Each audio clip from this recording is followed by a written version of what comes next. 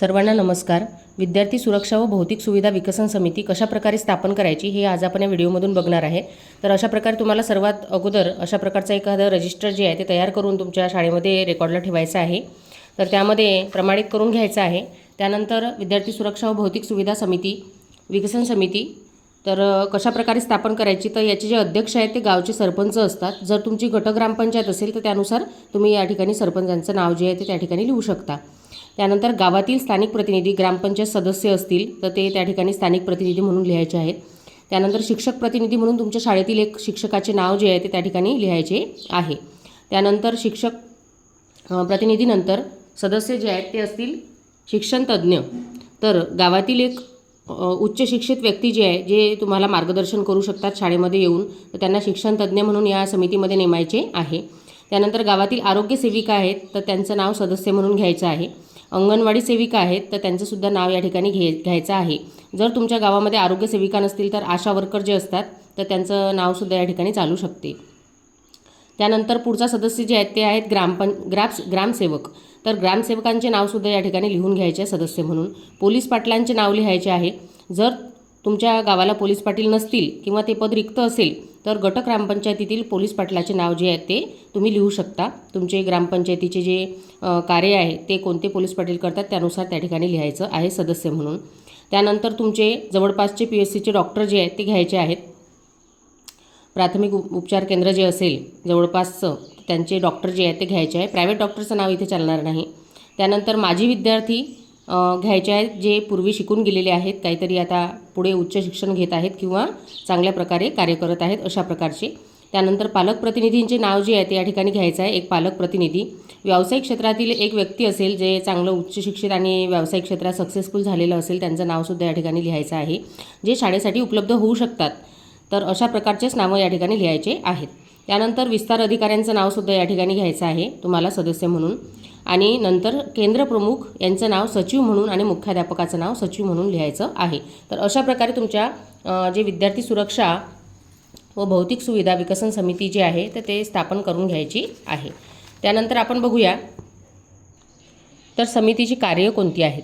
तर बघू शकतो आपण लैंगिक गुन्ह्यापासून बालकाचे संरक्षण कायदा 2012 मधील तरतुदीवर अंमलबजावणी करणे। तर हा कार्य जे आहे जबाबदारी आपल्याला पार पाडवायची आहे।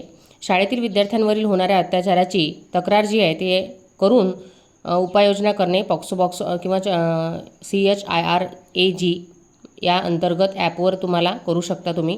राज्यातील सर्व माध्यमांच्या शाळांमध्ये तक्रारपेटी बसवणे। तर प्रत्येक शाळेमध्ये असेलच तक्रारपेटी आणि या तक्रारपेटीची कार्यवाहीसुद्धा या समितीच्या अंतर्गत करायची आहे।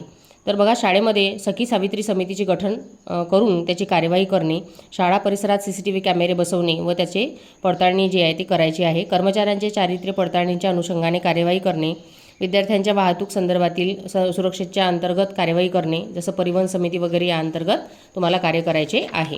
त्यानंतर पुढचे कार्य असे आहे की शाळेतील स्वच्छतागृह प्रसाधनगृहाबाबत कार्यवाही करणे। जर स्वच्छतागृह व्यवस्थित नसेल तर ते व्यवस्थित करून घेणे।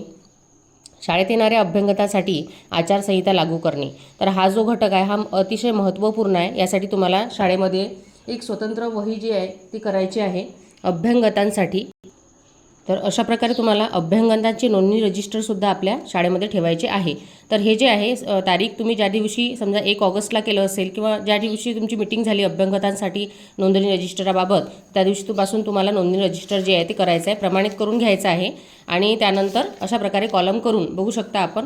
तर अभ्यंगताचे नाव म्हणजे जे विद्यार्थ्यांना भेटण्यासाठी किंवा विशिष्ट कामासाठी शाळेमध्ये आलेले असतात तर अशांचं नाव जे या ठिकाणी लिहून घ्यायचं आहे, मोबाईल क्रमांक, त्यानंतर दिनांकसुद्धा लिहायचे। इथे एक कॉलम करायचा राहून गेला, तुम्ही दिनांकाचा कॉलम जो आहे त्या ठिकाणी लिहायचा आहे।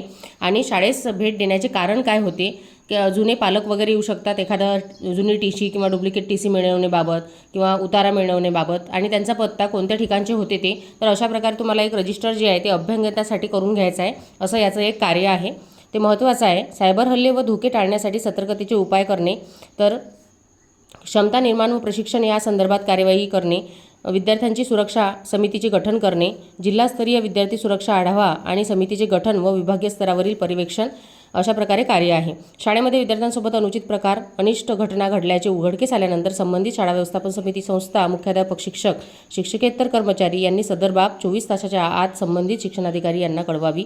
प्रकरण दडून ठेवण्याचा प्रयत्न केल्यास किंवा निदर्शनाचे आल्यास संबंधित प्रयत्न करणाऱ्यावर सर्वच कारवाई करण्यास पात्र ठरतील. तर अशा प्रकारे याचे जे आहेत रूल आहेत.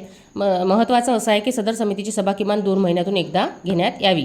तर अशा प्रकारे याचे कार्य जे आहेत ते आहेत. तर आपण पुढच्या व्हिडिओमध्ये बघूया की जुलै आणि सप्टेंबर महिन्याचे इतिवृत्त लेखन कशाप्रकारे करायचे, कोणते विषय घ्यायचे आहेत. तर तुम्हाला समिती कशी स्थापन करायची, तशा प्रकारे सिक्वेन्सने समिती आपण शाळेमध्ये स्थापन करू शकता. आपण केलीच असेल, जर केली नसेल तर नक्कीच तुम्ही लवकरात लवकर विद्यार्थी सुरक्षा व भौतिक सुविधा विकसन समिती स्थापन करून घ्या.